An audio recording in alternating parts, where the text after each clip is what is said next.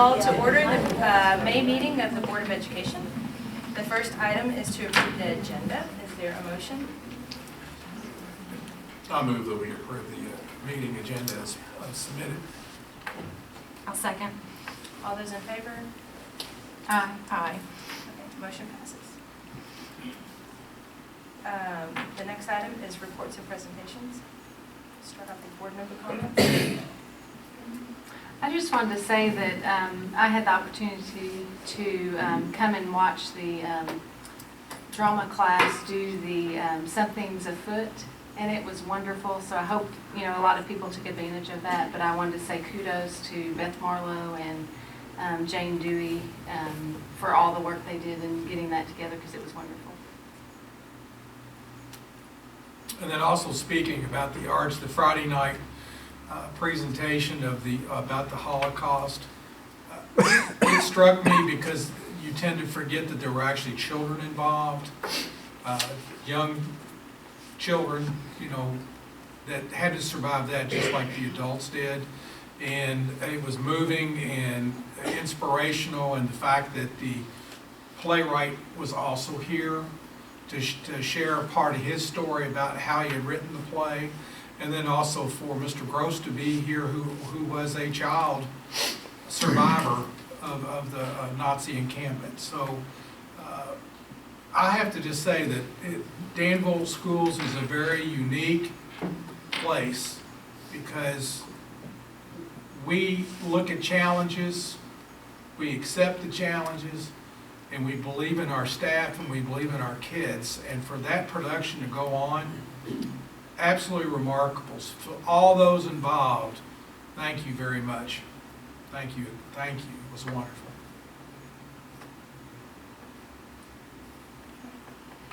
Next item, superintendent's report.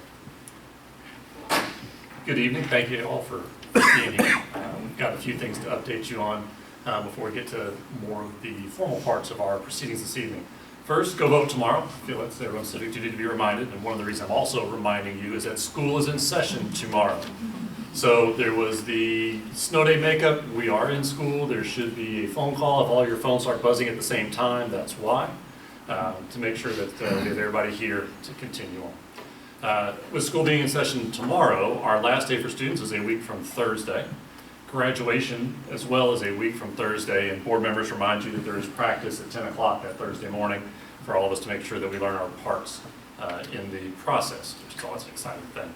Since the last time we got together, we have named a high school principal, and Dr. Catherine Slack out of Florida will be joining us. She's originally from Kentucky, attended college at Union College from Barboursville.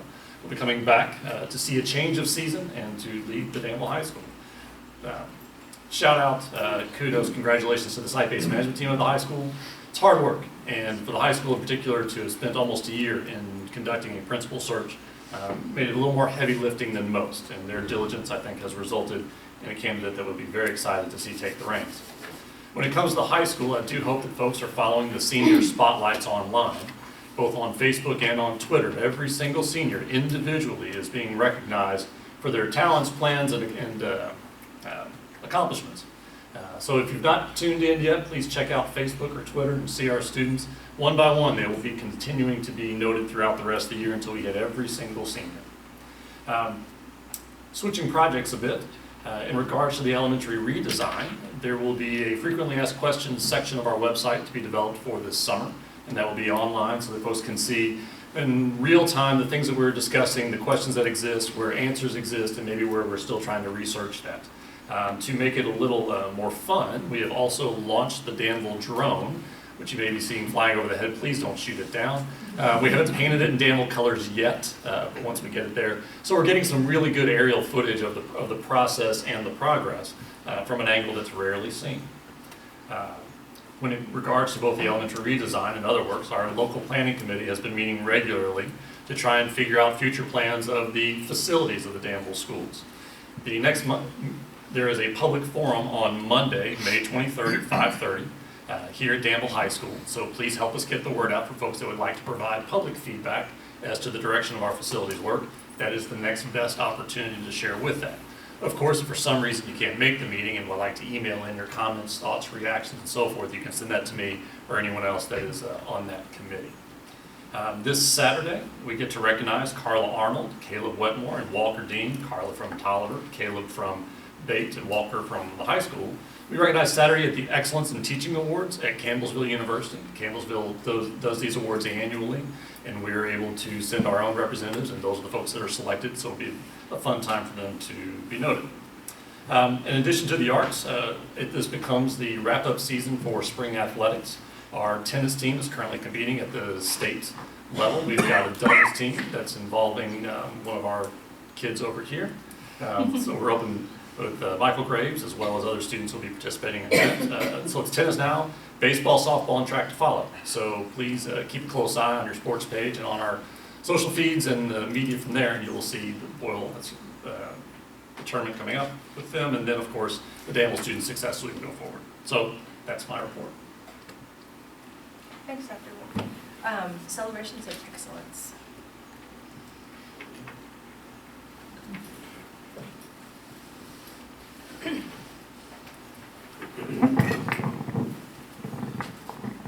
So tonight we have a list of retirees that we would like to recognize, people who've given lots of years of service to the Danville schools.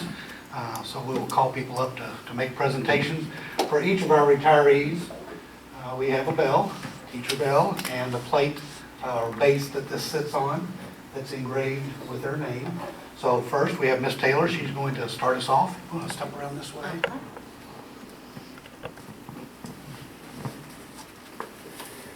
Hello. Let's start tonight with a lady that I think was with us over 17 years. Am I right, Kathy? Who was always one of the most energetic people I've ever known. I could not keep up with her, and I did try.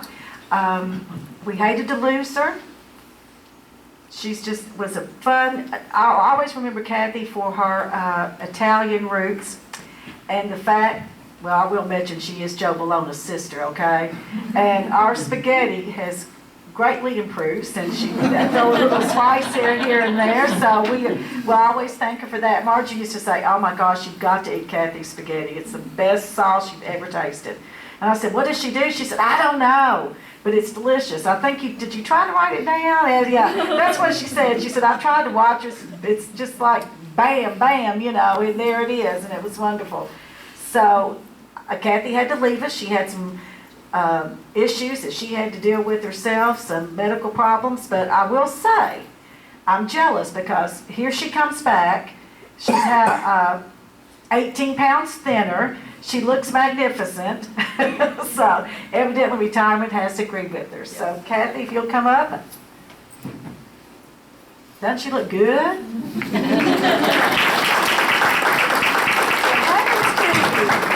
Thank you, Kathy. You got to do a picture as well. Okay. So unfortunately, you have to be the guinea pig for the rituals, the picture process. So Okay. Kathy, you get in the middle. Find the picture. Okay. Good job, Kathy. All right, thanks.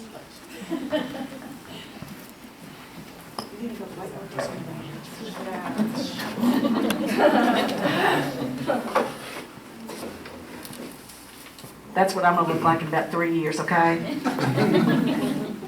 I was serious. Yeah, I was serious about that. He laughed, I really am. Okay, our next lady that retired is Linda Rankin. She was only with us, what, about 5 years at Jenny Rogers? Not hardly, we're close, okay. And she came here tonight and I looked up and I saw this woman and all these sparkles and everything. I said, "Linda?" I'm like, the lunch ladies don't usually look like that. Not that their smile isn't always, but we don't have any bling like that on our aprons, but after I've seen what it's done for Linda, I think we might want to include a little bit of it. So we thank Linda for all her hard work and the dedication that she had to our kids. I know they're going to miss her over there at Jenny Rogers.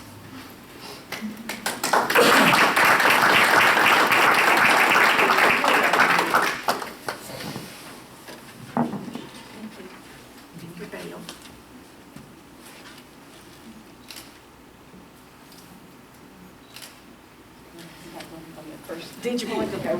That's what he always does too.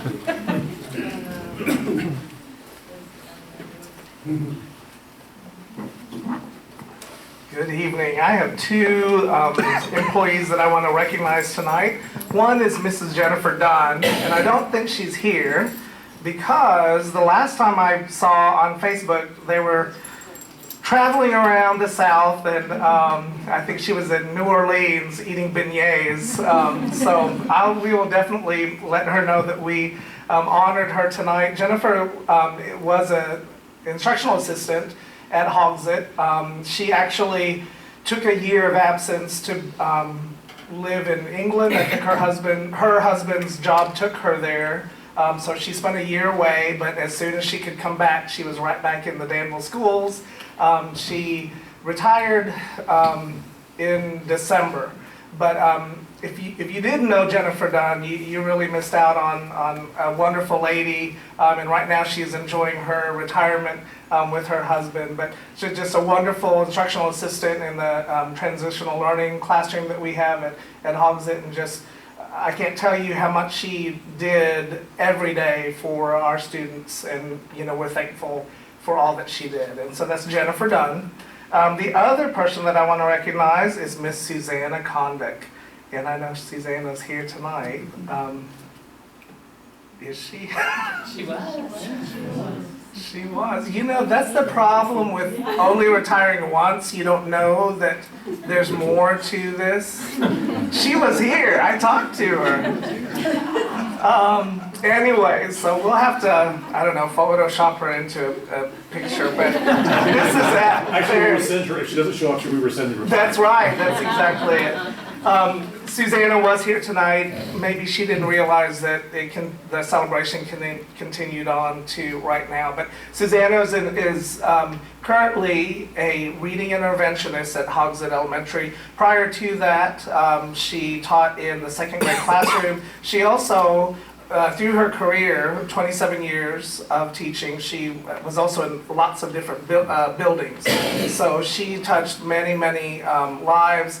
The seniors are getting ready to do the senior walk through the elementary schools next week, and we're really excited about that. She was telling me just today that in that particular class of seniors, that school year, she took a leave of absence, and so she left Hogsett for leave of absence, and then when she came back, at the end, she could work a month or so, and so she worked a month at Jenny Rogers, I believe, and so she knows a lot of those seniors, so she's excited. She was my fourth grade teacher. Okay, well, very good. Fabulous. Well, she was. So we will definitely make sure and pass on to her just what a wonderful job she's done for the Danville schools, and just how thankful we are, for her commitment to Danville schools. But Susanna Condick is the other recipient from Hogsett. So.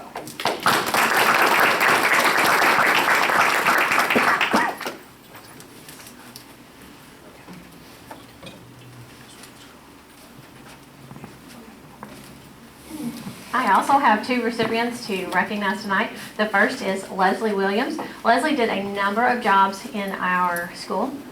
She ended up the last several years as a kindergarten instructional assistant. She was wonderful. She is sorely missed. She was very hard to replace. A lot of those kindergarten teachers and assistants hopefully are happily married together, and we were sad to see her go. But we do want to recognize Leslie tonight. Second, I would like to recognize Cindy Tricia. Cindy has been a teacher in the Danville schools for 27 years. She's a Center College graduate, and she probably, I don't know if she remembers this or not, but about 20 years ago, she hired a very talented and aspiring teacher, as she said on the interview committee.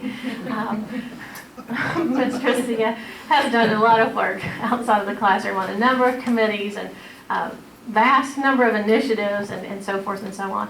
She is a leader in our school.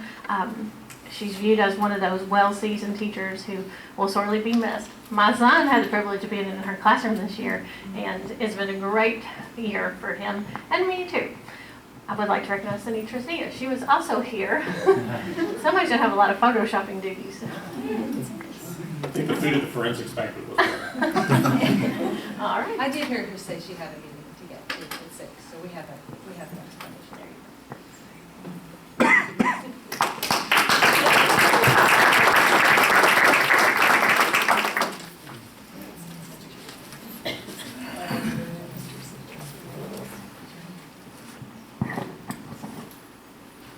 I have one retiree this evening that I'm actually not looking forward to saying goodbye to.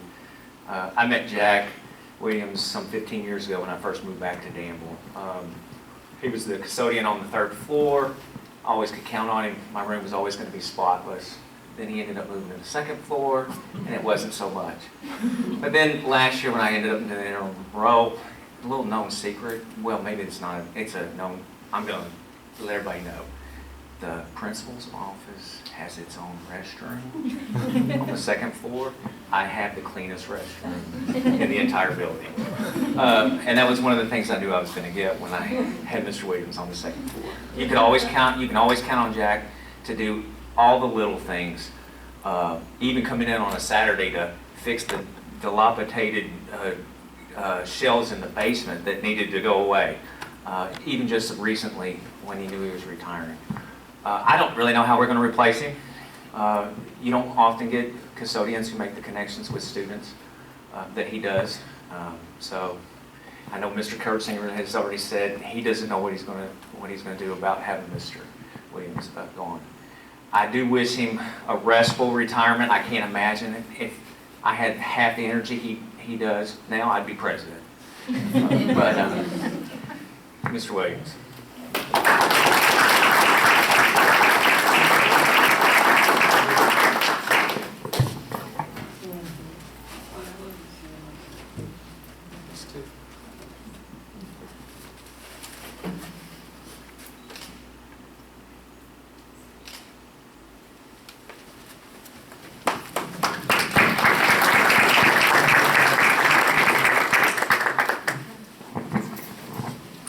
I have the pleasure of recognizing Dr. Harry Kahn tonight. Dr. Kahn was going down memory lane a little bit with me the other day, and we were sitting in my office, and he says, you remember when you interviewed me in this office? I'm like, not really, but I'm glad we hired you anyway. A lot can be said about Dr. Kahn just on the basis of the prefixes before his name. When we first hired him, we referred to him as Sergeant Major Kahn. Military background, coming into a teaching situation, treated his classes much like recruits coming off the bus for basic training, and occasionally you'd walk by the classroom and hear various orders being shouted out, and you'd stick your head in just to make sure everything was okay.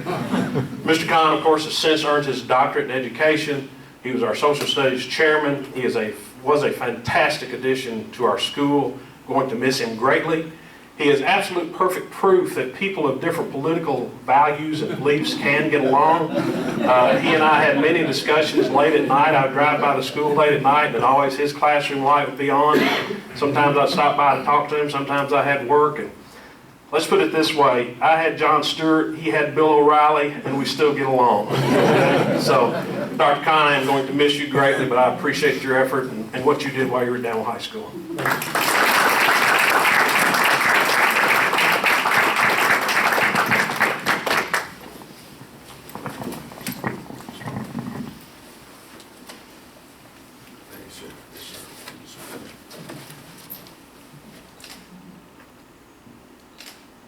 Thank you. Thank you, sir.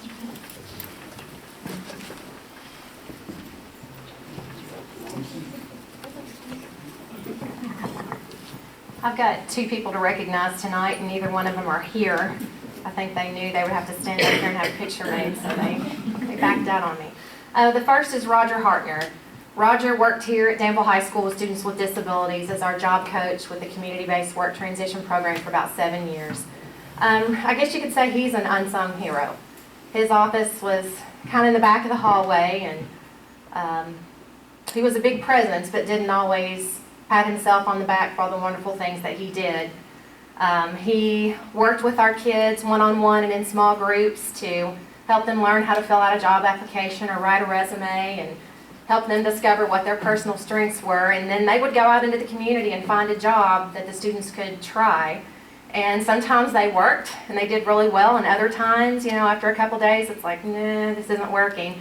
And he'd go back to the drawing board and find something else. I had the pleasure to actually go and observe a couple of our kids on the work site. We had one young lady washing dishes at one of the local nursing homes, and on her last day, I got to go and visit, and they had a plaque for her, and they all cried and just hugged her, and it was just touching to see that the true value of the work that Roger does. And he's a big guy with a huge heart, and he embraced our kids and really worked hard with them. So he's not here tonight, but if you all see him, just give him a squeeze and let him know that we appreciate all the work that he did. And the second is really hard for me. Candy Stroop, school psychologist. Candy has been a school psychologist for 30 plus years, and we call her Hurricane Candy. If you were in our office, really any time during the day, you would know why. The woman has boundless energy, especially after morning coffee. It's kind of scary. But it's like there's nothing that woman doesn't know. We say the three of us share a brain, and that's the truth. Because when I first started in this district, the really hard part was I didn't know the families, and I didn't know the kids well enough, and that's tough when that's what you do. And so I'd say, Candy, come here a minute. What can you tell me about this kid? And 30 minutes later, she knew the aunts, and I worked with the uncle, and mom this, and daddy, she knew the whole story. So she is a wealth of information in this district, and she's going to leave a big hole. She's been cleaning her office out, and I walked in this morning and noticed there's like faded spots all over the wall, and I thought, it's where all her awards were. So I hope they never paint that, because it's just a great reminder that, her hard work and everything that she's done, and she's given a lot to this district, and her heart is truly in it. So she refused to come tonight. She didn't want all the attention on her. So make sure when you see her, you give her an extra squeeze and a hug and tell her that we love her.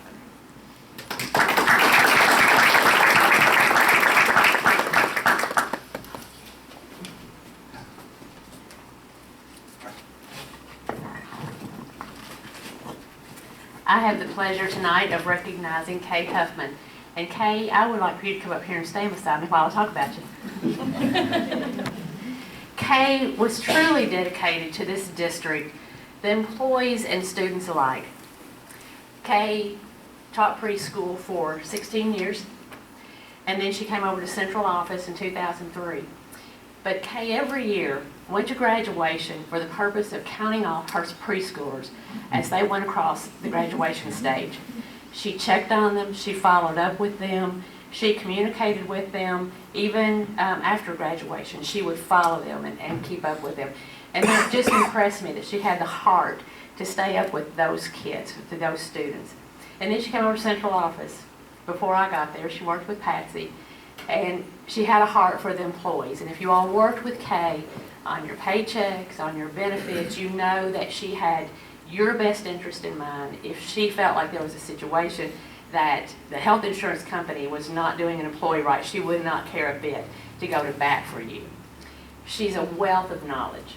I mean, what she knows about the Danville district was just invaluable to me. I could go back and say, why do we do this? Or what do you know about this? And she knew that.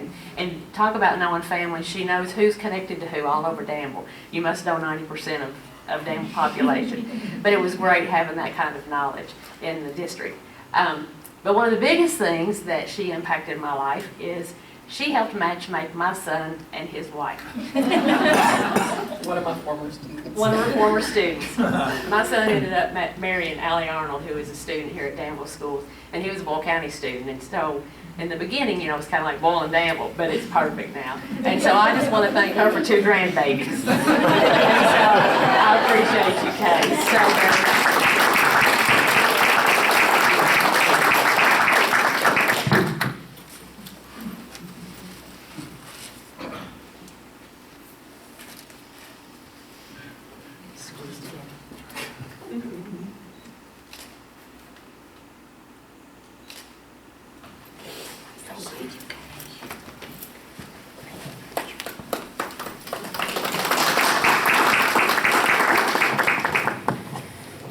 My turn. I get to acknowledge Joy Campbell this evening, which I was all good because Greg had told me this was a roast. And I had pages of really good material lined up. We were going to be in stitches on the floor. But since that's not been the tone of the evening. That's right. No. Coming into a district as a new superintendent, there are a number of things to be afraid of. Probably your greatest one, at least my greatest one, is what I look like in a full zipper jumpsuit with a number across it. And so you rely heavily on your finance director to at least make sure that no matter what decisions are made, no matter how things go, priorities, agendas, and progress, the finance has to be right. It is the one thing that can destroy a district if not managed in a way that fits. So Joy, across her career, has played many roles. And while finance director is one of them, warden might be a better descriptor, as she has protected all of us honestly from ourselves. She has played the role of conscience, spiritual advisor, as well as banker, construction supervisor, and a whole host of other pieces just to make sure that we all fit where we need to be. At every step of the way, integrity has been the highest priority. The value of students, the value of staff, and making sure that every single day the Danville district would be poised to be at its best in every corner, in every classroom, for every kid, and every opportunity is what Joy Campbell lives by. And while she thinks that she is retiring as a finance director, I would argue otherwise. She may have begun her career here in Danville as a finance director and done finance work elsewhere, but she retires as an educator. And I mean that to say her work has extended far beyond dollars and cents, munis codes, checks, vendors, and all sorts of other things that go into it. You have truly made sure that the education of all of us has been a priority. So thank you, Joy Campbell, and congratulations. If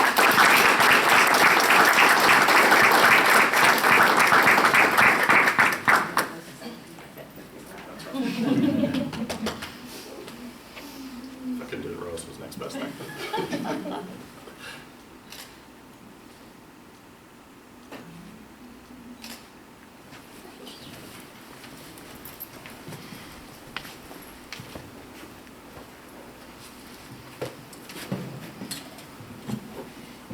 And we have a couple more presentations. First of all, I would like to tell you I'm filling in for Mr. McKinney, who is a proud parent tonight. Tonight is senior night for Danville baseball. You mentioned Dr. Luke, the Admirals were playing, so Mr. McKinney could not be here tonight. But in our maintenance and transportation department, we have a couple of retirees we'd like to recognize. The first one of those is Shelby Williams. Shelby's not here this evening, but Shelby drove the preschool bus for 15 years. And when you think about the first person that meets any student that comes into the Danville schools, it's in preschool. And when you drive the morning route, she literally is the first person that meets those kids as they enter the Danville school system. So Shelby retired in January. Her previous career in another district and then came to us, and we appreciate the years that she took care of our children and looked after them and got them to school safely every day. So thank you to Shelby. Our second presentation is to Lowell King. Mr. King, if you'll come up front, please.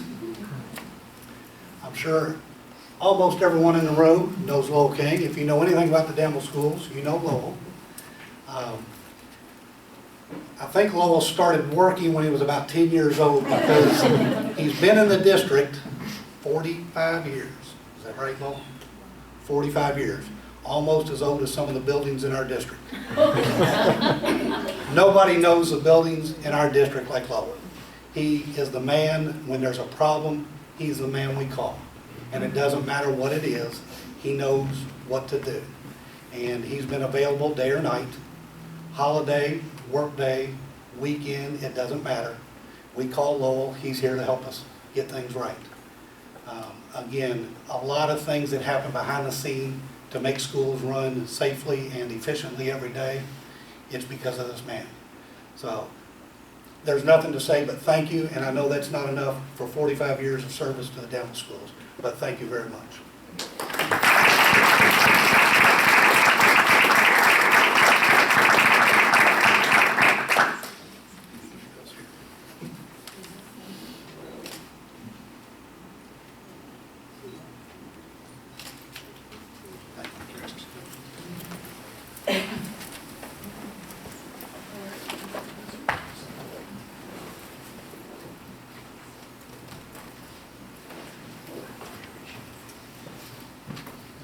moving on to the District of Innovation report.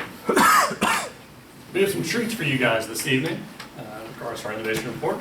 Our seniors have finished up their capstone experiences, which is their exhibition of learning. And we've brought two to bring an abbreviated version to share. Andrea Ruxick is up first. Ruzick.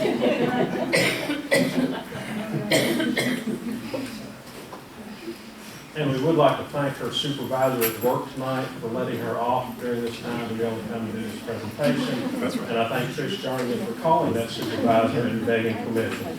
That's right. So a third of us all let's go buy ice cream with this is fun. I do not.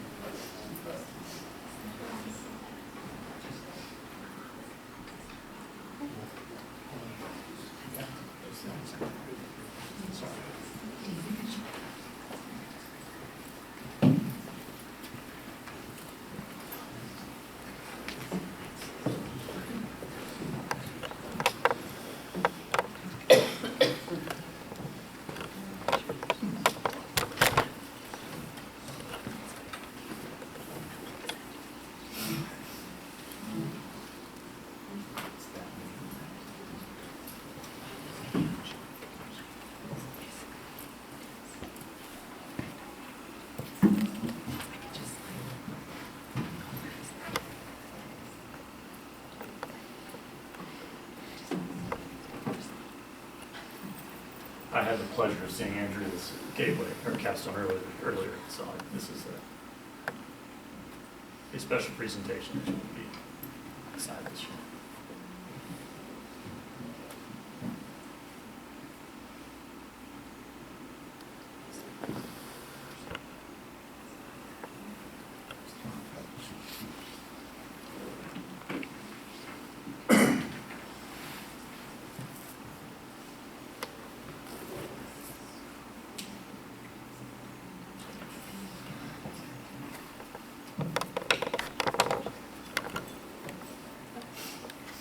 Okay, do I need to like stand anywhere like certain? Wherever you're most comfortable. Okay, so my name is Andrea Ruzick and I'm a senior at Danville High School. Excuse me, This is my- you might need to use the microphone. That way we can all hear you. Thank you. Okay, and I can hear me now. Turn it on. Okay, it's on now. Okay, so this is my capstone.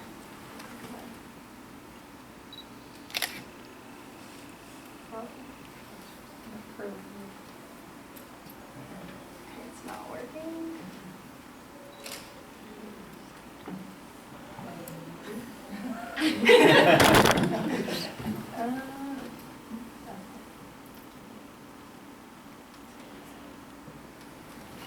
Okay, I'll just talk about this slide while that goes on. Okay, so these are pictures of me whenever I was little, and yes, my curly hair still exists. It's like really curly. In the middle are pictures, okay. In the middle are pictures of, next one, my friends and I. At the top is my friend in the middle and the 2 foreign exchange students we had last year. And then at the bottom are like 2 little kids in the special needs room. And I put the hashtag all means all because Danville is about like all means all and I'm friends with everyone. Next. Okay, next I put my senior pictures because, well, obviously I'm a senior. And I put the quote, "Senioritis, a crippling disease afflicting high school seniors," because yes, it is very true. Okay, that's the next one. Okay, so for my skills, I did perseverance, leadership, and taking initiative. Okay, for leadership, I was the senior vice president. I volunteered to do the senior slideshow with my friends. I'm definitely a leader in projects because I'm kind of bossy and I'm like, do this and that. And then I was also a peer tutor. Okay, and I might get really teary-eyed in this part. These, okay, it's already coming, are my friends in the FMD room. That's Trevor. Yeah, we like to take lots of selfies, and he loves pictures. These have like been my best friends throughout basically all of high school. Whenever I found out I had cancer, they came on the CBI bus and came to visit me, which was pretty awesome. They definitely taught me to be a leader and to like never give up, and like Trevor always has a good day. He's never not happy. So definitely that just like tells you to like always have a good day, no matter like if you're sick or I don't know, just have a good day. I'm sorry, I can't stop crying. So these are my friends, and I'm definitely gonna miss them. Today was my last day I get to see them in high school. It's really hard. And that was Billy. We had Billy last year. It was the cutest thing ever. Okay. For taking initiative, I definitely applied to college super early. I applied as soon as school started. So I'm a first-generation college student. So I definitely did that to make my parents proud, which that's my mom and my dad. And obviously I applied to college early, and I got accepted to Western Kentucky. Definitely really big on deadlines. Like I have to have stuff done in advance. I had my capstone done like a month and a half before it was actually even due. And why did I do that? Because I want to make my family proud. Last year in April, my grandma passed away. And so I definitely wanted to make her proud. Okay, so, sorry. My next one was perseverance. And in November of 2015, found out I had thyroid cancer. And sorry. I found that out whenever I was at work. My mom came up to me and she came up with my brother to get some ice cream. And she said, well, what's that thing on your neck? And just like kind of poked me, and I was like, I don't know, is it ice cream? Like, she's like, no, it's a bump. I was like, oh, okay, I don't know. So I ended up going to the doctor, and I had a biopsy and stuff and found out it was thyroid cancer. What exactly was it? They thought it was a thyroid nodule, and then after they did the biopsy, they confirmed that it was a papillary carcinoma. So yeah, it was just kind of like a lump, and I got my whole thyroid and that, and some lymph nodes taken out as well. You can click it one more time. And how I got through it, obviously, it takes courage, like the lion. And then after my surgery, well, I didn't remember taking that picture, but that was my friend and I. She came to visit me after I had surgery. As my growth, I decided to do creativity because whenever I go to college, I want to major in interior design, and I want to like expand my mind and be more creative, and obviously like graduate and like have interior design and business, so I can like have my own business in interior design. And then this is my last, oh well, that's not my last slide. After high school, obviously I want to go to Western, and I want to major in interior design and minor in marketing. I met my roommate. Her name is Caitlin. She's from Elizabethtown. She's really nice, and she's basically my twin. And then those are some more of my graduation pictures, and I put by Felicia because it was pretty funny. And then as my last slide, I decided to put Tolliver, Bate, and the high school because those are all the schools that I attended. And that's my capstone.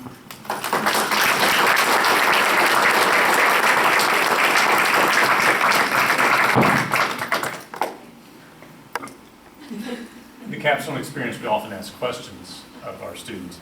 And so if you want to lob her a softball, here's your chance to be the hero of asking an easy question. What would be the board members of my audience?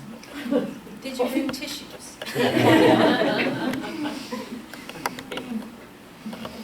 What's your favorite ice cream flavor? Definitely love Potion. It's so good. I definitely recommend it. Thank you, Andrew. Thank you. It was excellent.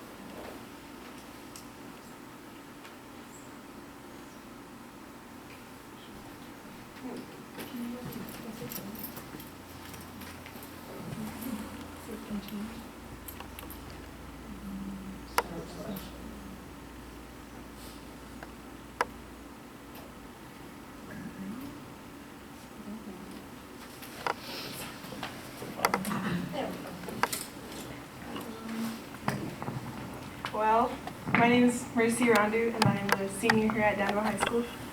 And I am Native American. I come from the Pine Ridge Indian Reservation in South Dakota. And I chose 3 skills: the perseverance when faced with challenges. I did being so far from home and so far from my family. It was really hard for me because I wanted to give up so many times and go home. So, the next one was adapt and problem solve. I left the school with like 250 kids and came to one that has like 500. So it was a little hard. And my school had a lot of the same color kids in it. And to come to a diverse school and see different things was it was really cool. It's a great experience. Where I'm from, a lot of kids drop out of school, like 70% drop out. And so I'm a first generation high school graduate and college. So very happy and scared at the same time. And the next one, I chose understand the importance of taking initiative, because I chose to leave and I didn't want to be another number and another stereotype. Like, as everybody says, they just stay and do nothing with their lives. That's what we're labeled as. So, next one. My areas for growth was time. I'm terrible with time. Really bad. I tend to put things aside and focus on something and then go back to that thing and then come back to this thing. So I try to take everything on at once. So I'm trying to take it one at a time. So, next. My post-graduation plans, I'll be attending Western Kentucky. I do not look forward to walking from the hill all the way down and then back up. I do not look forward to that. But I'm really excited to be the first in my family to graduate high school and the first to go to college. And I'm really scared. And I have a video. It's a little, so I hope you like it.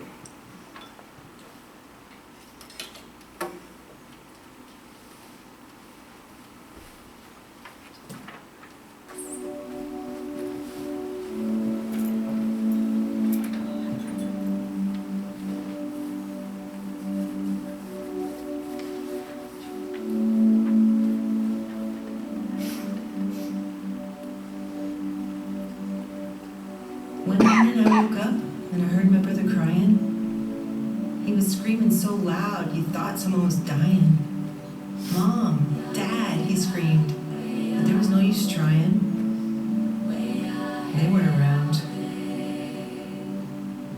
I ran outside and saw he'd had a pretty bad crash. His bike was in the ditch, down his arm a bloody gash. He looked so pitiful just sitting there in the dirt amongst the trash crying, I want Mom and Dad. I picked him up and started running toward my uncle's up the way. It started raining and got real dark. You could barely tell it was day. My brother cried and asked, Sister, where's Mom? I didn't know what to say. When the truth is, I don't know. When my uncle saw us coming, he ran into the yard. He took my brother from me and he held him in his arms. When he saw my face, I could tell he was alarmed. And he said, What happened? Did you fall too? Uncle, I'm so tired of wondering why. Why do they drink? Why do they do drugs? Why do they leave us? Why? He said, Sister, it's hard to explain. And I said, Uncle, try. And then he told this story. Once this land was teepees as far as you can see. The water was clean, the land pristine. We were where we were meant to be. Then strangers came across the sea and brought with them their disease. Our people cried and prayed and sang, but it brought them to their knees.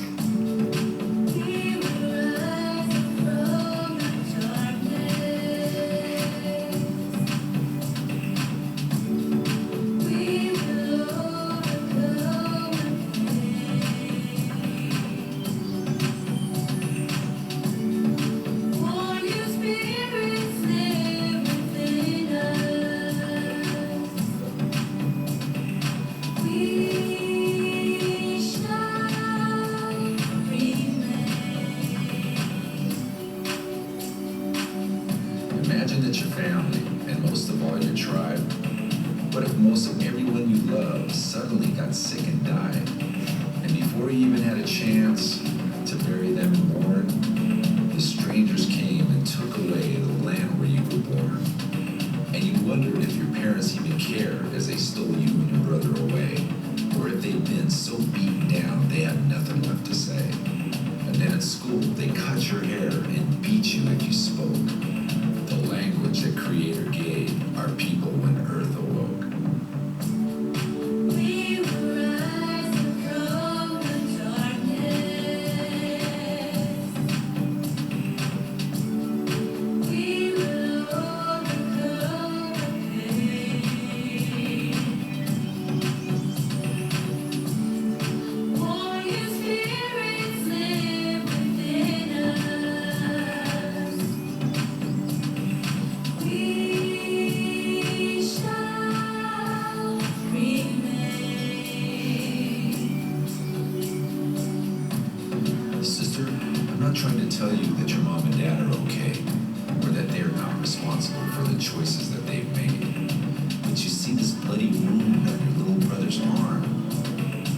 If we don't clean it, it won't heal, and it'll do all kinds of harm. Those deep wounds of our ancestors still bleed within our hearts. When we remember all they've done, that's where the healing starts. So every morning when you wake, you pray this prayer out loud. Creator, help me live in a way that would make my ancestors proud. We will rise from the darkness. Don't you forget this. You can be anything you want to be.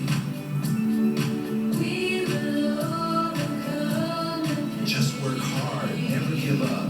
Perseverance is the key. Strength, dignity, honor, that's all in your family tree, so hold your head up high and know that.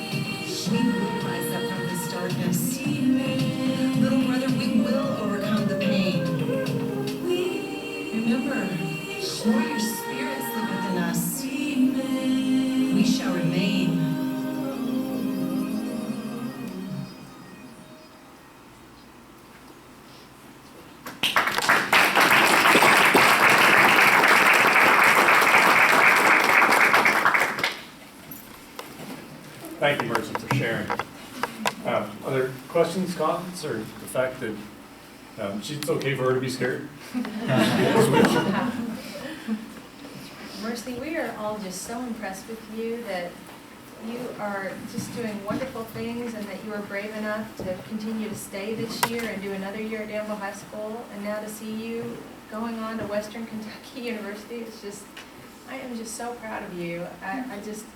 I think you should be holding up a sign like the people in your video, letting the world know where you're going and where you're headed, and it's just amazing. Thank you for sharing this with us. Thank you. Okay, it's going to be hard to go into a meeting now. No, there's more. Wait, we're not done. Oh, really? That's right. Oh, a lot of good things this evening. So, one other part of our innovation work we've done this year has been a focus on applied positive psychology, which is essentially the application of growth mindset, which has become a very buzzword in education. This takes it a step further by looking at how you take that and actually use it in daily practice. The work included everyone from clerk to superintendent, and tonight we've got a few folks from that group that would like to share some of their reflections on the work. And so Mr. Dean is pulling that up, Mr. Clevenger is here, and I think a few others will be joining in to display how it has impacted their practices this school year moving forward. Do I need a mic? I think I'm good. I'm used to talking loud. I think I was set up right there, following those two acts. So, anyway, last June the 1st, I think it was, we got an email from Dr. Look and talking about this class. And anybody who was interested could submit a paragraph as to why you might want to be a part of it. And he had 5 spots, and he was going to take some teacher requests. Next thing you know, we get an email, and everybody that had applied for it, he decided to go on and let everybody do it. And I've been in public schools now for 10 years, and most of the time you hear leadership teams, and it's principals and central office, and not a lot of times are teachers and other people involved in those. And so Dr. Luke brought it and allowed a lot of other people to be involved with this. Central office staff that was involved, Dr. Look, Ms. Spellacy, Mr. Gover, Tina Ray, Jane Dewey, and Amber Miner. Elementary staff, Mr. LaBrizet. I should have said Leo. Robin, Amy Gordon, Ron Ballard, and Laura Smith. That's Oliver. And then the middle and high school staff, Beth Lee, and Cecily Napier from Bate. Chastity McCallum, Jennifer Shearer, Jerry Dean, and myself from Danville High School. But this was a really cool thing. I'm kind of a leadership kind of geek. I've read a lot of leadership books, and so it was good to actually get in a classroom type setting and kind of hear and learn different things. We had 6 full-day sessions, and so June the 16th and 17th, July 20th and 21st. Around September, we had an individual call with Mr. Dave Sharon, who was actually our facilitator for all this stuff. and then November the 2nd, and then our last one was on April the 28th. But we learned a lot. I think really what it did for me, I think for a lot of the people as we talked about it, it kind of gave us some tools for our toolbox when dealing with kids, when dealing with parents, when dealing with just everyday life. And it probably helped me as much in my personal life as it did even in my professional life. Some of the things that we were able to learn. One of the things that really hit me when we were doing some of this was the growth versus fixed mindset. And so it challenged me to move on, and I went and bought and read the book Mindset by Carol Dweck.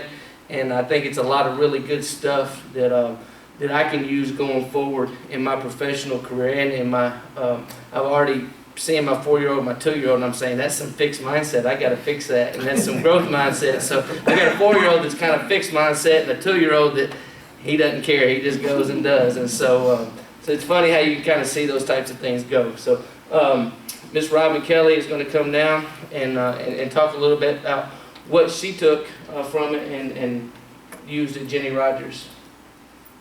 Much like Clay, one of the pieces of the work that really spoke to me was Carol Dweck's work about the growth mindset and thinking of how we can get little kids at the elementary level to get them into that growth mindset. If they learn that their hard work and their efforts equal good results, and they learn that at a young age, imagine how they will approach their 5th grade gateway. Not this really hard, difficult task, but, oh, I can do this. I'm going to work hard. I'm going to be successful. And then, of course, as they get older, when they're graduating from high school, that fixed mindset, again, will carry on. So that's what we're hoping to instill. I did not ever tell my teachers that we're going to do this, you have to do these things, X, Y, and Z, and these are the requirements I'm setting forth in front of you. I just said, guys, I think this is really good stuff. Here's some things from Carol Dweck. And I just kind of threw it out there, and a few pieces stuck, and you started to see some things pop up in the building. If you've been in Jenny Rogers within the last 8 months, you probably saw a bulletin board like this.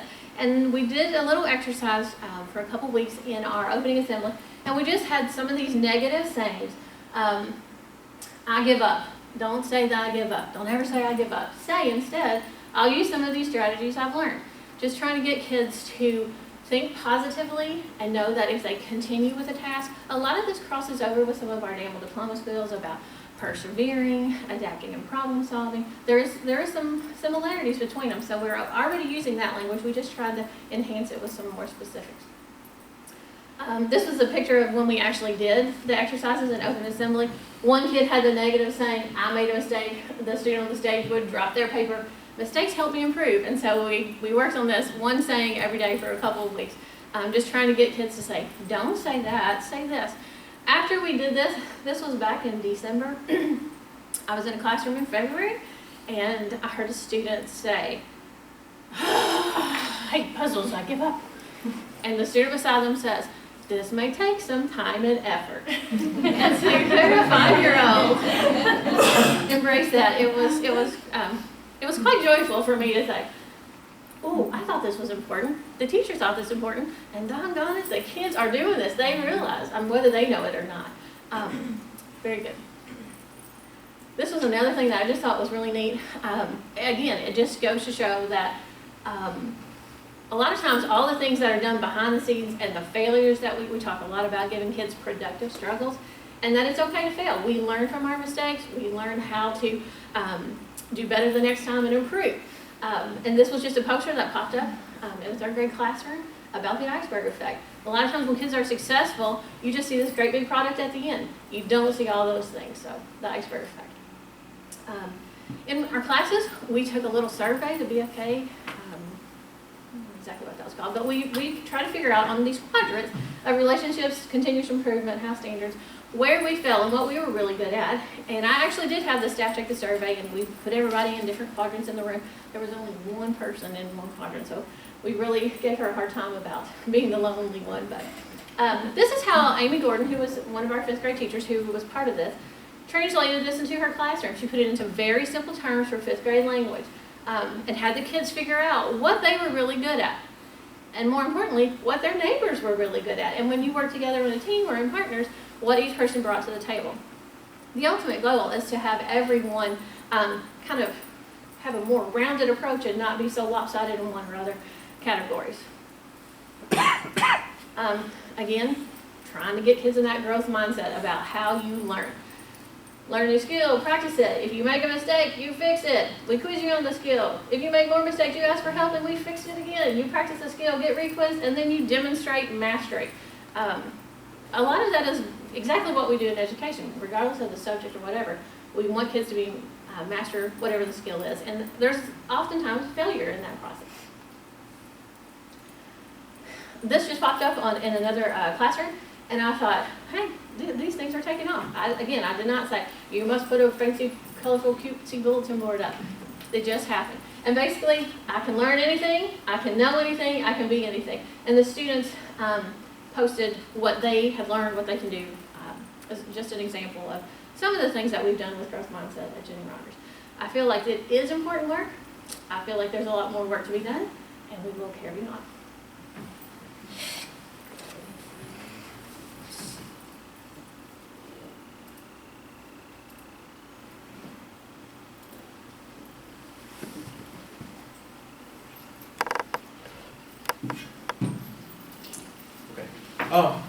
So going back to Coach Clevenger's initial conversation, so this email comes out June 1st, opening this up to everyone. This is my first year as a certified teacher, third year in the Danville School District. But prior to that, I held various leadership positions in the military and outside of that. So it's like, heck, I'll throw my name in there and see what leadership from the education perspective looks like. Throw that out the door, walk in the first day. A lot of the work that we did was based off of how the military teaches soldiers about resilience, how to fight the obstacles that they run into. But this was an interesting course for me because I was able to apply it to multiple aspects of my life. As a first-year teacher, I was able to use some of this to, well, when the student does this, positive or negative, why did they do that? And I was able to peel away those layers and look into that and find, well, why is the student responding this way when before they responded that way? And just applying some of the different techniques that we have learned in that was very interesting for me. Also, I was able to take some of these techniques in the classroom. One of the techniques was called right spotting. One of the very first things that I would do in some classes, tell me something good that's going on in your life. A lot of our students, they walk in, they've had a bad day already. But science has shown that, thinking about something positive and how it makes you feel boosts your mood so that, that gets you on the right track for the rest of the day. Another way that I was able to do this is part of one of our classes that we went to. Dr. Luke threw out the idea, well, what would this look like if we took it to students? The guidance I was giving, students have fun, make them think outside the box, but challenge them. So what I came up with Coach Clevenger and Ms. Shear, we took the students to Eastern Kentucky University for a senior retreat. Now part of that, they have a challenge course there where the students have to think outside the box to overcome different challenges and work together as a team. You can see from different pictures here, they did various activities, where they had to work together. And we made sure that we broke up the cliques of friends. I wanted people working together with students they don't normally associate with. And by doing that, we were able to challenge these students and put them in situations where they were outside of their comfort zone, but still able to have success. So we did that in the morning. In the afternoon, we had 3 seminar classes. Mr. Clevenger, Dr. Look, and Jennifer Shear each taught a seminar class. Dr. Look spoke about grit and resiliency. Coach Clevenger talked about growth mindset, and Ms. Shear talked about right spotting and overcoming obstacles. And with that, we had, there was different instructional techniques of delivering these techniques to the students. We recorded some of the responses of what the students thought of that.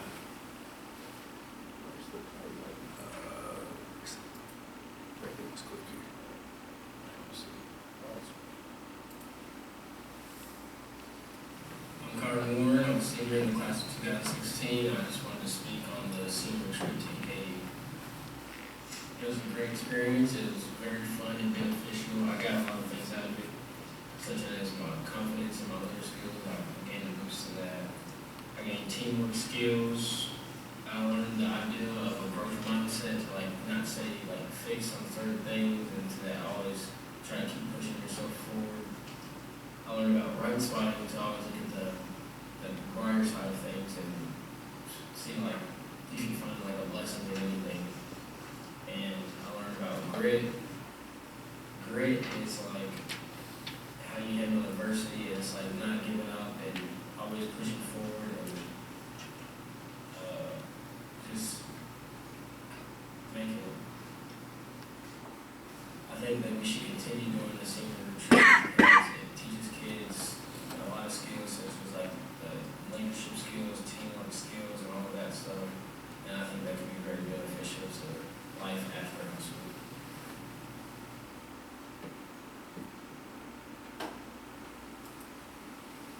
I'm Clay Williams. I'm a senior at Danville High School, class of 2016. And we just did a leadership course with all the seniors recently at EKU.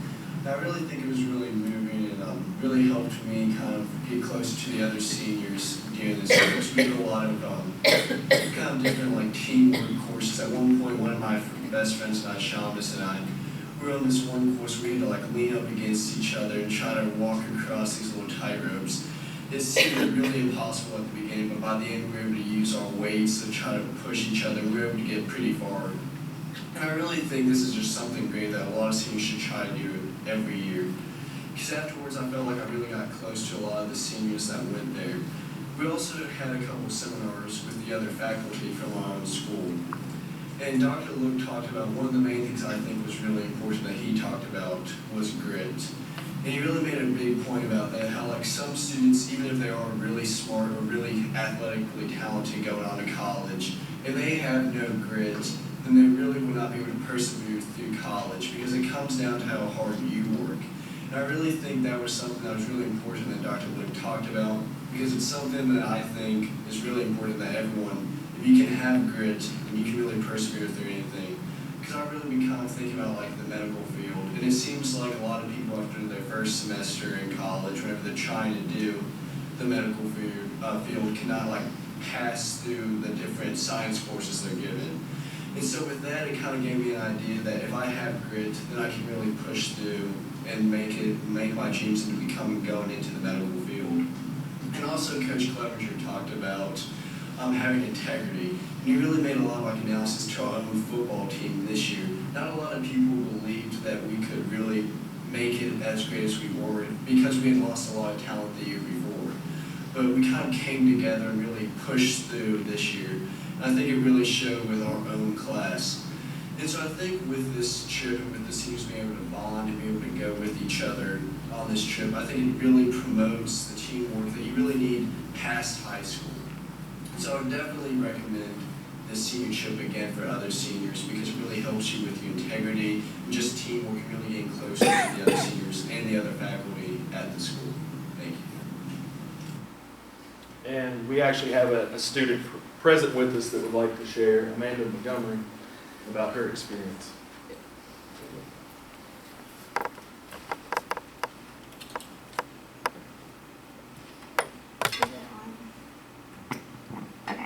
Okay.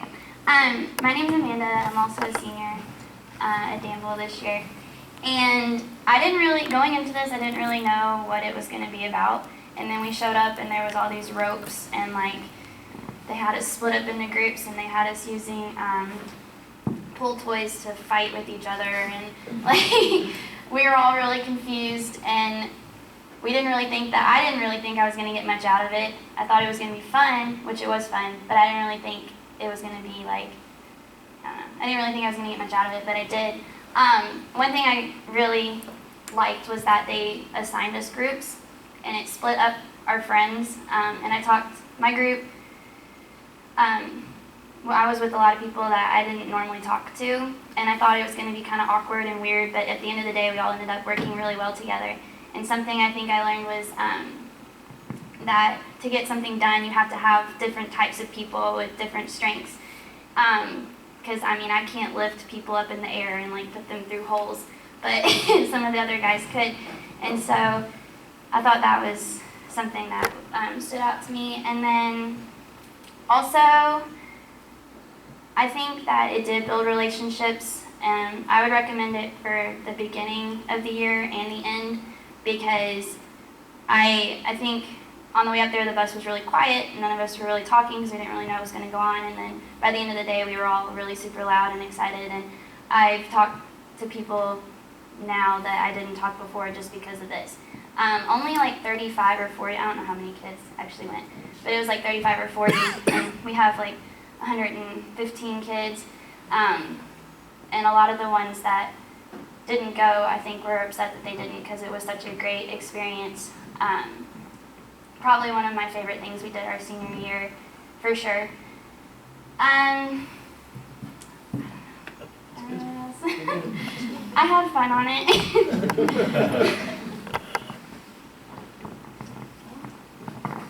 And this was kind of something that spun out, and you saw Robin talking about, you can sit if you can stand.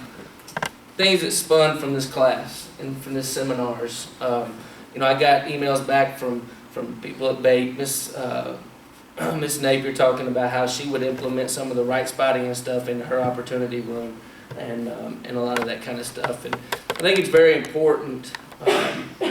You know, we keep these kind of things going. I think the growth mindset stuff is really good for our kids. You know, I'll give a person.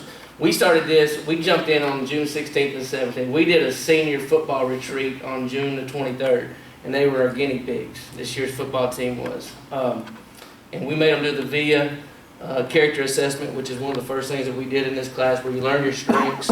And you learn a lot about yourself. And sometimes it surprises you when you get the results back. So we did all that. We had a great day down on Lake Cumberland, and our kids really bonded. And they had some really tough conversations with each other.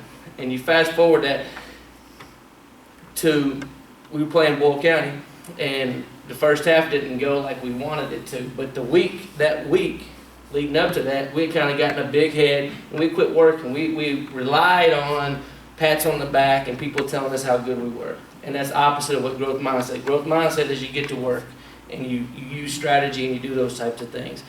And I'll be honest with you, at halftime, that's all I talk to them about. If we want to get to where we want to get to moving forward, we got to check the egos, and we got to really get back to working hard and not worry about what everybody else thinks. And it worked. This group kind of took off with that. But I think a lot of our kids, when I first came back, there was some negative connotation. A lot of our kids are just scared to fail. They're scared, and that's from the highest of the high they're just scared to fail. And I think if we make them understand that it's okay and that they can still work hard and improve and continually get better. And I think that's what a lot of this stuff from the positive psychology class has done. And I hope that it continues. I think it's something that we need to continue doing. I appreciate the opportunity Dr. Look and the board and everybody gave to bring Mr. Sharon in. And I think I hope 19 more faculty and staff get to do it again next year and keep moving this thing forward. So appreciate it, and it was really good stuff. Thanks. Thank you.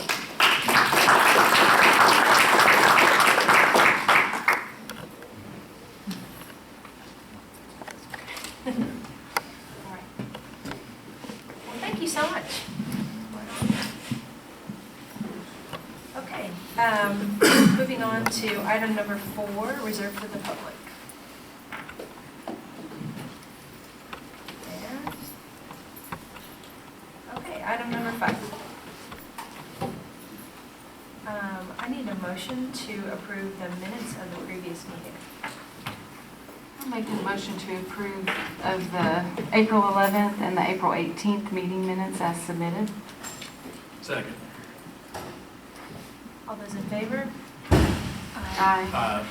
The motion passes. Item number 6, the finance report. I need a motion to approve the finance report. I make a motion to approve the financial report as submitted.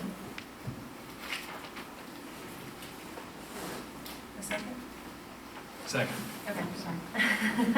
All those in favor? Those opposed? Okay, motion passes. I have just a couple of things that I want to point out because they look a little bit different than normal. If you look over on the financial report of receipts, and you see in received this month, the negative amount of $428,711. If you recall back when we made the changes on our BG1 with our construction project, and we put building fund money in instead of the general fund cash we had set aside, that pulls that money back into general fund. And then if you flip back over to the front page where it gives you the recap of all funds, you will see where it says assigned I funds and maintenance, that $428,711, along with the $150 set aside for I fund positions, is back on the balance sheet now as reserved. So that's the flow through for those monies. And then down on the bottom on the investment account, you can see there the accounting for that. We've had our we had the April drawdown on the CD, paid out the invoices, and then the interest earned today. We've got 2 months worth of interest earned over in that right-hand column, $16,456. So any questions about the financial reports? That looks good. Okay, the next item is the payment of invoices. Is there a motion? I move that we approve the payment of invoices totaling $481,506.38 as presented. Second. Okay. All those in favor? Yeah, we'll discuss it first. Discuss it. Okay, never mind. I don't know. We miss you, Lonnie. Go ahead.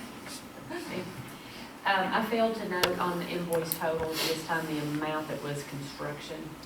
And so the checks, $568,494, and there were 7 checks this time totaling $268,356. They are in that total, but I just failed to set them aside for you like I told you I would on a separate line, but they're in that $400,000 total.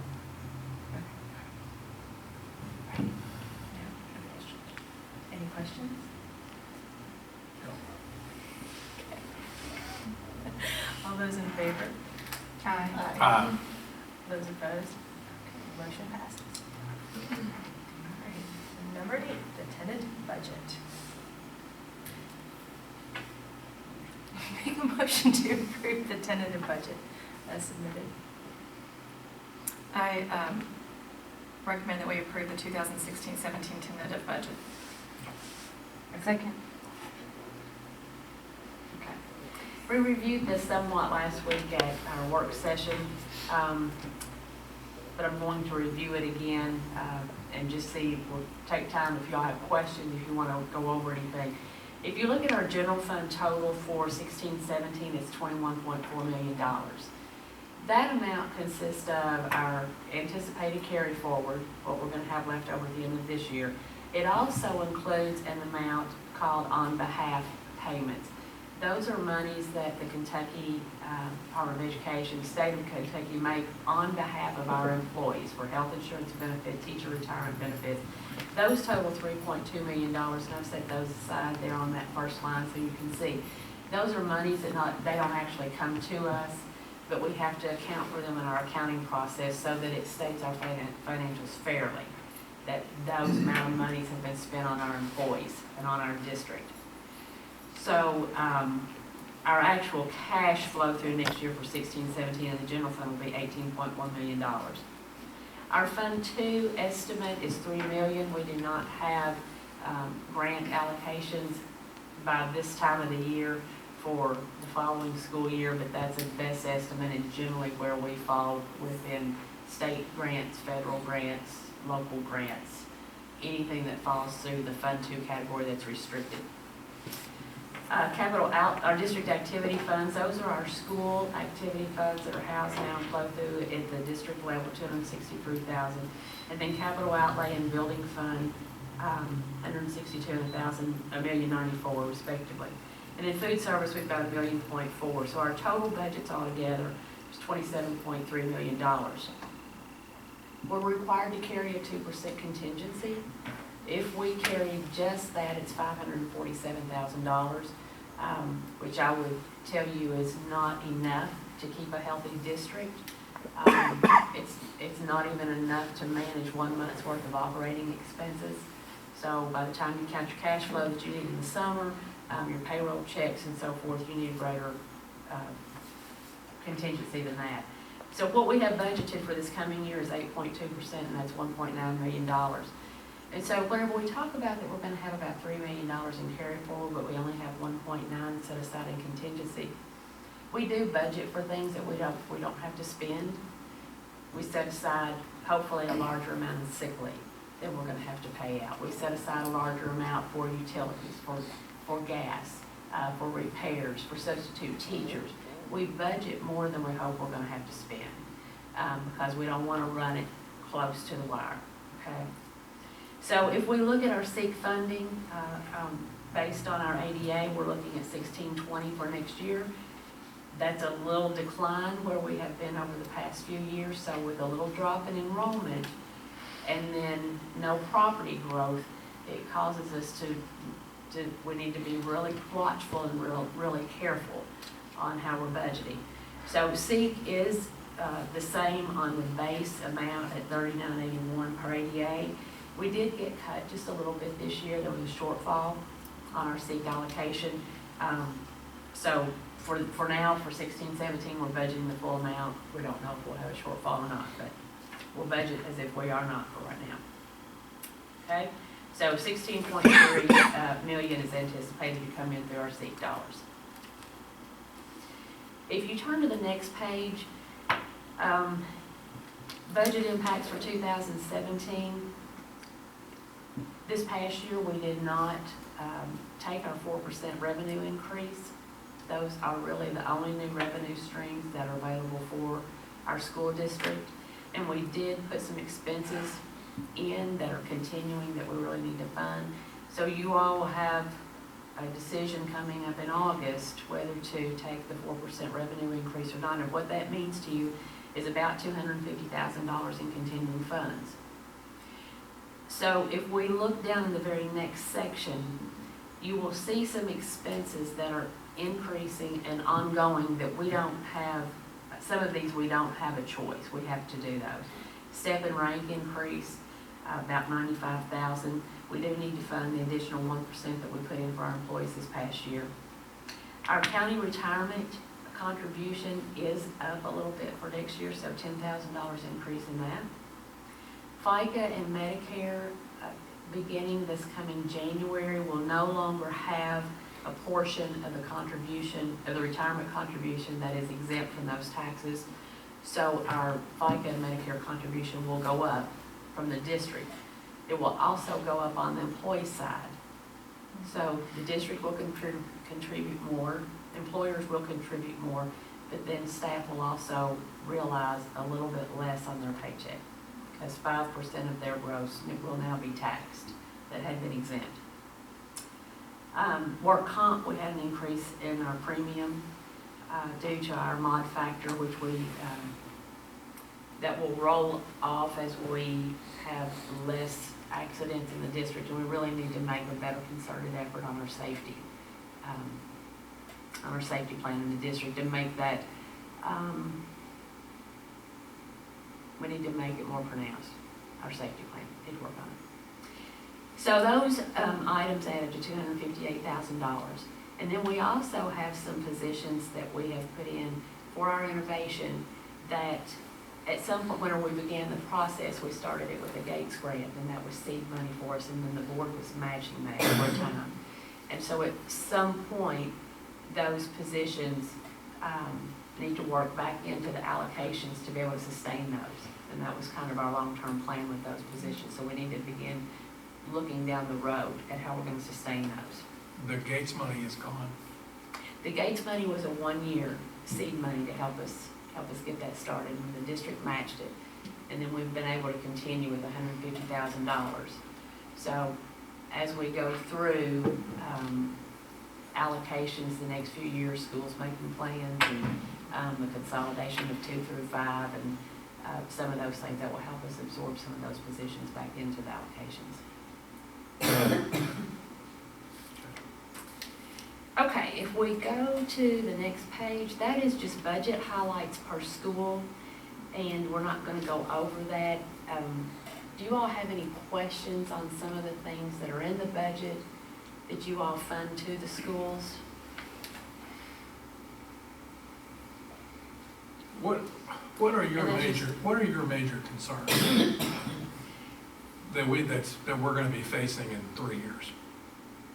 We just need to keep our continuing revenue stream up with our continuing expenses that we're putting in place. I mean, are the projections on enrollment, is that gonna continue to decrease? Are we looking at a trend on that? I don't think we're looking at a significant decrease in enrollment. We've been pretty volatile over the past few years, but it's just been that little slight decrease. LPC data, well, from the LPC, then Tim Lucas has talked about the monitors out of U of L. There will be a decline in our community as well as others, but it is thus far not showing at any level of rapid increase. So there's still, whether or not that tide turns, but overall incremental and small incremental in that. It's possible. But it's just something that we have to be aware of and watch. You know, anytime we have adjustments at the schools with decrease in enrollment, you know, just make sure that we're calculating our staffing formulas on that.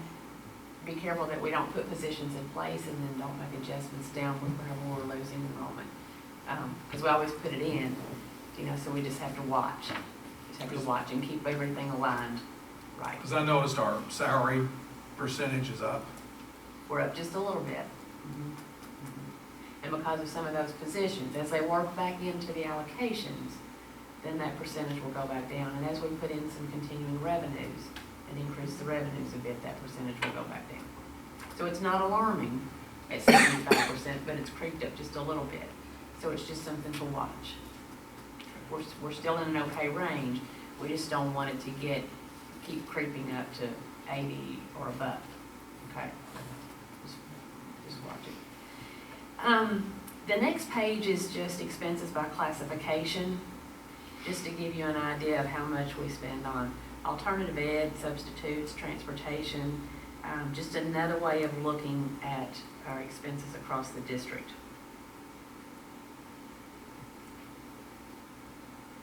The next portion down is our debt service that we have in general fund.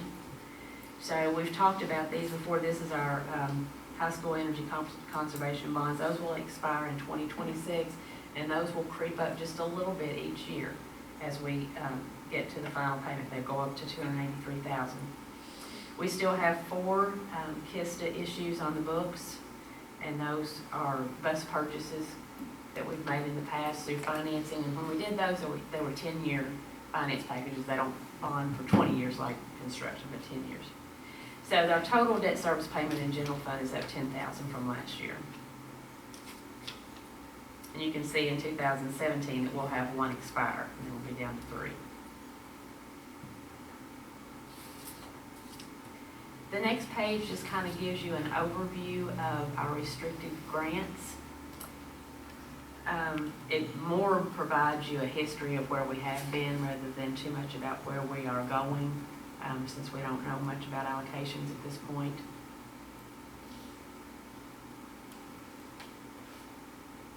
Our state grants were restored, where we thought maybe back at General Assembly time we were going to lose some. Except for Cradle School, that one was not, and that one didn't go through General Assembly. I don't know which department Cradle School went through. Do you, Dr. Look? No. But that one was cut, but Ms. Houston is looking for other alternatives or how those funds may be reallocated through a different avenue. All right, if you go down to the next page where it says capital outlay and building fund, after you make your debt service payments, the 2 amounts that you have available for bonding and or construction projects is what's showing their capital outlay is $162,000, and is $363,000. So over on that right-hand column of building fund, you'll see our first nickel, our additional nickel, the state equalization, and then the 25% state equalization that we'll receive on a recallable nickel this year.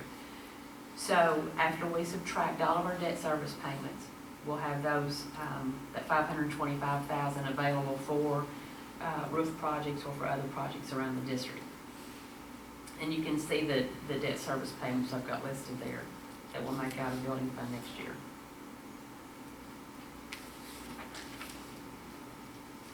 Okay, the next page is just to review with you where we are on bonding potential. Some of you may have hit some of the facility plan meetings and have heard this, but if you haven't, we have our 2016 School Facilities Construction Commission offer that's on the table, but it will not be funded until after July 1, 2017. So that offer is $39,000. That means they'll make payments on our behalf of that much money annually. And so what that means to us is we could borrow $535,000 and they would make that payment on those monies. If we bonded capital outlay 80%, that would bond for us $1.7 million. If we bonded the balance of our building fund, it would return 4.9. And so with that, we're right now at 7.1 million in bonding potential, meaning we can borrow those amount of funds for a construction project. And then each year, as our equalization goes up, it will add $550,000 for each 25%.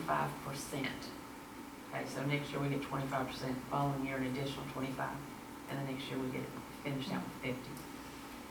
Okay. That next section I just keep there for you all to be aware of where we have been with KTRS, CERS. We had, I don't know, back about 4 or 5 years ago, they had projected us to be at 23.89 at some point. You can see we're not there yet. We're at 1868, and we have taken some decreases over the past couple of years, but I put that out there just to know that at some point they said we might be at 23%. So just an awareness. Okay. And then on the back, I have revised our Danville School roof replacement plan, and at some point through the summer or early fall, we can start looking at where we need to be on our next project, on our next roofing projects. So that's just an updated report for you all. Okay, any questions on tentative budget? Of course, we'll come back and we'll do working budget. We'll have final new hires in place. We'll have revenues for the year. We'll have step and ranks in place and all that whenever we do working budget for September. Any comments you want to add to that? Any questions? For the bonding potential, that $7,160,000, is that, what's the date that we would have that available? Is that now, or? You would have available to you right now, and I think I put your total there as if it's available. You would have available right now 1.7 and 4.9 and 550. So 5, 6, 6, 6. Yeah, about 7.1. Yeah, so I did do it right. And so, and then after July 1 of 17, you can add your SFCC offer onto that, and it would increase by the 535 a year from now. Mm-hmm. Okay. And then you would also have an additional 550 because your equalization is going to come in at another 25% for 17-18. So this time next year, you can add $1 million. Mm-hmm. And what about if we waited and then this time another year? You Another could add another $1 million. million because your equalization would come in fully. You got 18-19. Okay. Yes. So 2 years from now, about $9 million to put into the next project. Can you explain to the group the answer to the question regarding the Arthur Paperoni Red Wing and the property tax status that they were looking for? This came up, it was sometime about a year ago, and Timberland, you said Red Wing. The Timberland property is not in our taxing district. And so that one does not affect us. But in reading the article, it wouldn't affect us anyway because it didn't look like property taxes were part of the exemption request. Is that how you all read that as well? Yes. So the question came, what does this mean for us down the road? I don't know that we could know or even answer that because we don't know which companies might come in that would request foreign trade exemption status. So I don't know. This is the building it sits in front of Hogsett, right on Houstonville Road. Am I thinking right? This is Timberland. Right. Timberland is Oh, back in okay. the industrial. Mhm. Oh, okay. Mhm. So there were some taxing entities that received a letter about a year ago. And so the question came to me and I started looking at it and found out it's not even in our district. So this one doesn't even affect us. But, and it doesn't sound like the foreign trade exemption request is very popular, that maybe there are only a couple in the state. So, that's all I know at this time. Any other questions?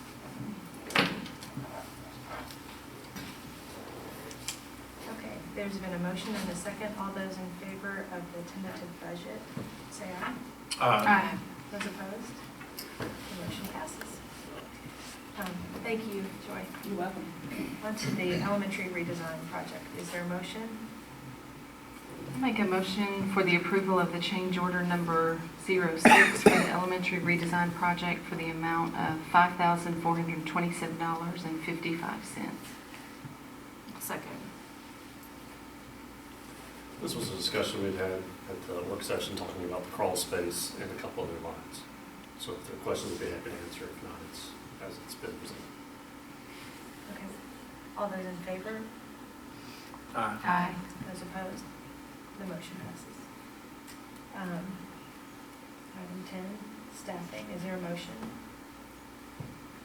I move that we approve the certified and classified positions for 2016-17 as submitted. Second.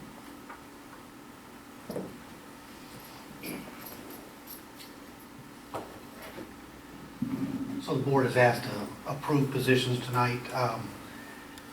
We reviewed these at the work session, both certified and classified positions across the district. Councils have been busy putting positions back in as they've learned about allocations and budgets. As Ms. Campbell said, there are a few funding sources that we've not received allocations on yet. So there could be some adjustments in the next couple months, but what you have before you are almost all of the positions across the district. Any questions? I know we spoke about this earlier in the week, but the instructional coach that will be split between the middle school and the high school, if you could just talk about that. Yes, there's a new position added, being proposed, instructional coach, half-time Danville High School, half-time at Bate Middle School. As you all know, we have elementary instructional coaches. This is an opportunity because it's a funding source that can only be used for teacher development. So it gives us an opportunity to put a position similar to what the elementaries have. We can put that in place at both Bate and Danville High School. It's a teacher position, so it's not administrative. We haven't worked out all the details because it's brand new, but in terms of the position, but again, it'll help address instructional needs at both Bate and Danville High. Could it possibly be one position split? It could be, yes. Just two separate. It could be a full-time person working in both locations, or it could be that we have to split it and get two part-time people. And is this a hire that will be conducted by the principals or at the central office level? Who will hire the person? Dr. Look, you want to add to that? Sure. It would be the school-based position, so it will be the principals involved with the director of secondary. This will be a collaborative effort amongst the three. This is essentially restoring the position that existed in the district, 2 years ago, 2.5, to be able to provide that coaching support. And will they be housed at the central office or in the schools where they're working? Provided there's room within the buildings. Is there any other questions? All right, there's been a motion and a second. All those in favor? Aye. Aye. Those opposed? Motion passes. The, item 11, the personnel report. Athletic services. How do I say? Hold on, different sheet. That's what I get for coming prepared. Okay, let's change. The number 11, athletic services. I've asked Ms. Fisher to join us to help discuss further some of the things that we talked about. As we talked last meeting, in the sense, the way in which our district has arranged athletic services, we have a position of athletic trainer. We add an additional stipend for athletic directorship work, which is a bit rare for it to be done that way. So Ms. Fisher and I have been discussing a series of ways that we can better meet the demands of all of those things, both from a training standpoint and particularly from the development of the athletic director's work. So I've asked her to come talk about it. I've presented to you guys the idea of there's a graduate assistantship available at the University of Kentucky that provides us services. I misspoke and misemailed you when I told you that I have the price right. It's roughly $25,000 to $27,000 for a year. It's a 2-year deal, not a 1-year deal. So that was something that I incorrectly represented. So with all that, we want to talk about the role and some of the things involved and field some questions. Yeah, first, just a brief history too. I think probably most of you are aware, but about 3 years ago, when Coach Harp retired, we consolidated duties of athletic director and athletic trainer, with the idea of let's see how this works and how we need to address it later. In the years before that, I was the assistant athletic director, along with Sam Harp as the athletic director, and I was also the athletic trainer. After doing this for about 3 years, I realized what a full plate it is and what's there. When you consider that since August up to this point in the school year, we've had 200 varsity athletic events. That doesn't count our JV and freshman games and any other events that are going on. That's kind of how it came to this discussion. I talked to a couple different people saying, this is it. I feel like I could better serve if we had some help back in place.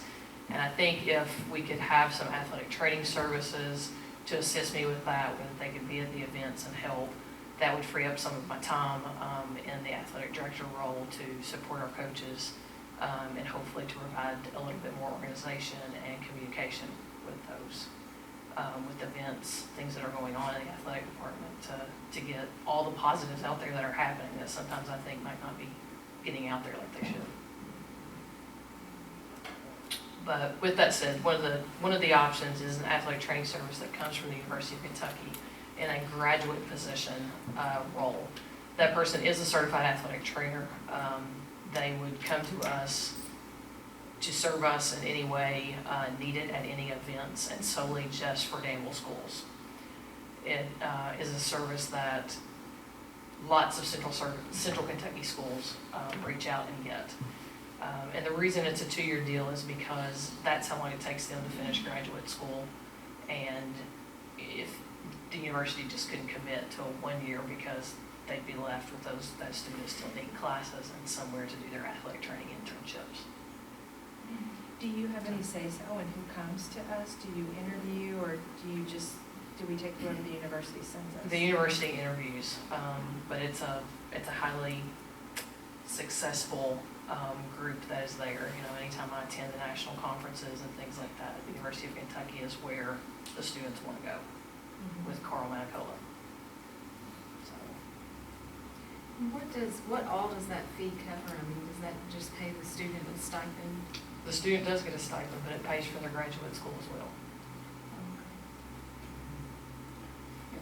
It's very similar to a role that I did as a grad student. I went to Mississippi State, did a grad role there, but I worked Mississippi State athletics. It's just an outreach program for it. The Lexington schools use that program for athletic training services too, either them or Lexington Clinic. But Lexington Clinic is even more expensive than the University of Kentucky.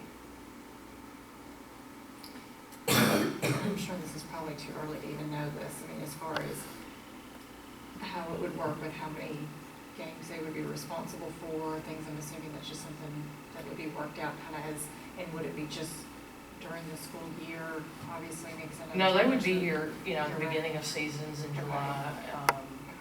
It would be full-time. They come in and do that. The dead period would be the only time that they wouldn't be here as long as we had events going on. And this will free you up a lot because you won't feel like you have to be at every. At practices and things like that. And, you know, it'll serve our kids better too, to have somebody there that can give them more attention. Will it free up the volunteer physician that you have coming to every single football game? No, I mean, I try to be at every single varsity game, you know, but yeah. I'd love to sit with him in the stands sometimes, that's all I'm saying. Yeah. No, I still need him. It doesn't free him up. That's just a joke between Lisa and I. Yeah. Okay. Thank you so much. Any other questions about it?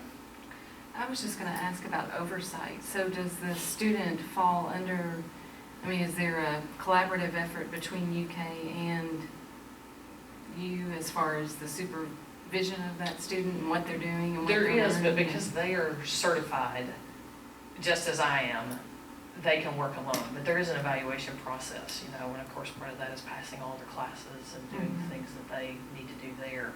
But their classes are in the morning, so there's not very much with their graduate school that would conflict with evening athletics and things.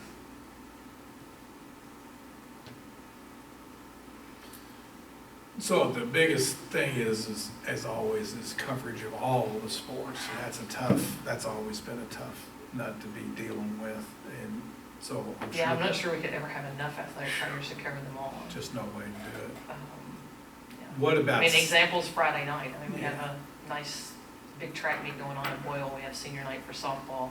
We have a baseball doubleheader going on. So just because I'm not there doesn't mean that I'm not somewhere else, you know. That's true.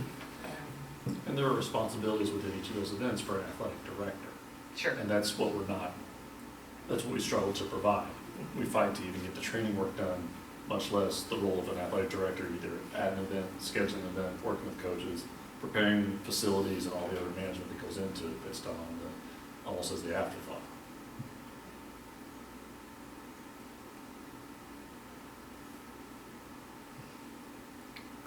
Any more questions, comments?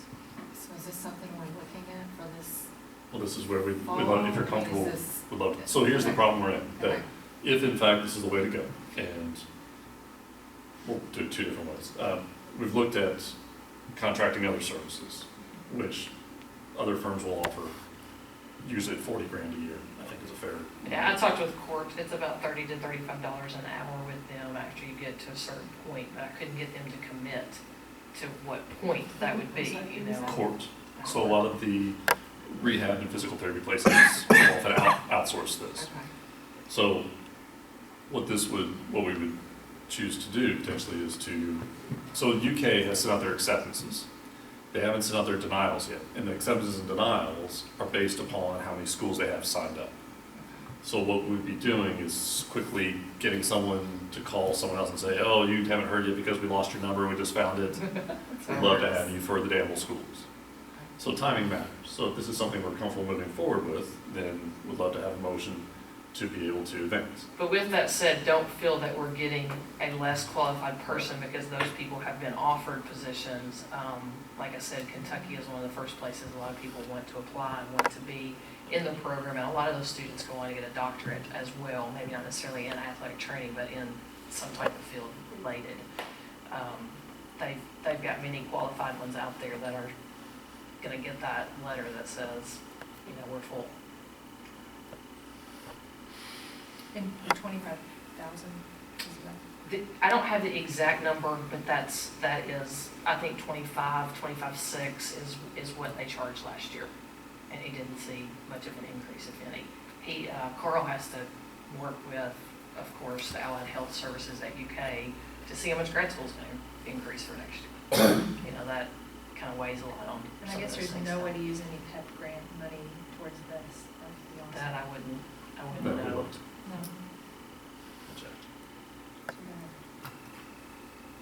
Okay, so what do you need from us on this? You need to make a motion. Either a motion to move ahead and vote to then do this, or to not motion it and decide if they want to head a different direction entirely, or to discuss a later date at risk of having denial letters out and not being able to do it maybe until the following.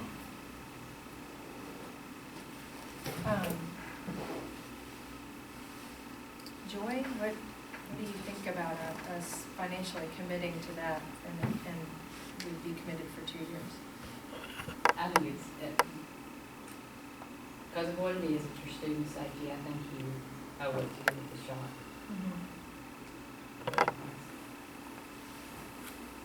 Okay. Yeah.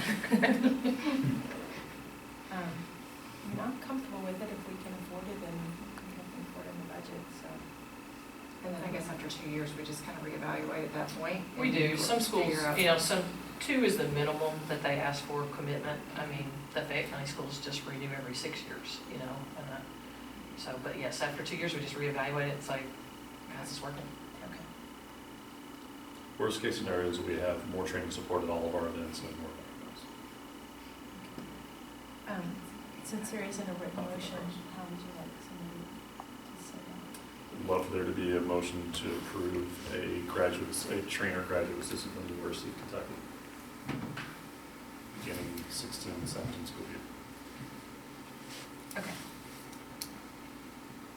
So there's a motion, can I get a second? I don't get to make the motion. I was just gonna say, I don't think you can do that, but hold on. We need a Muppet. It's somebody Okay. said, what Dr. Look just said, yeah.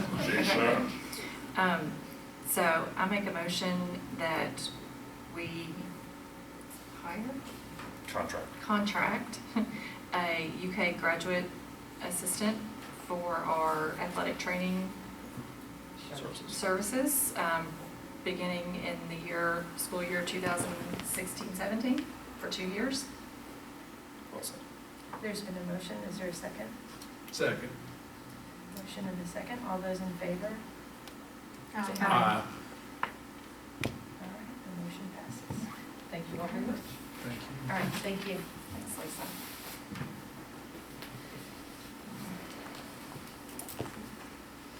All right, agenda item 12, the personnel report.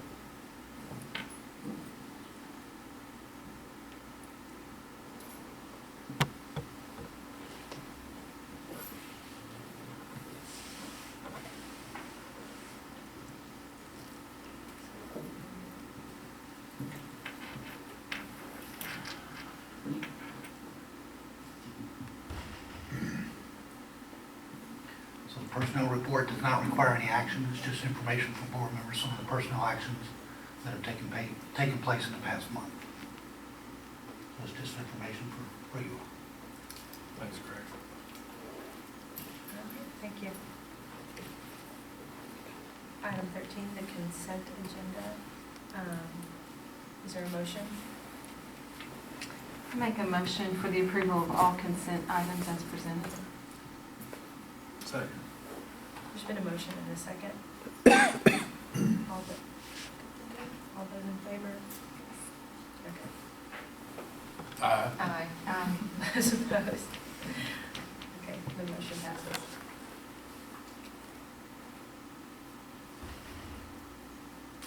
And I think there is a need for an executive session. Is there a motion? Make a motion for the approval to enter into executive session per KRS 61.8101C for the discussion of pending litigation. Second. All right, there's been a motion and a second.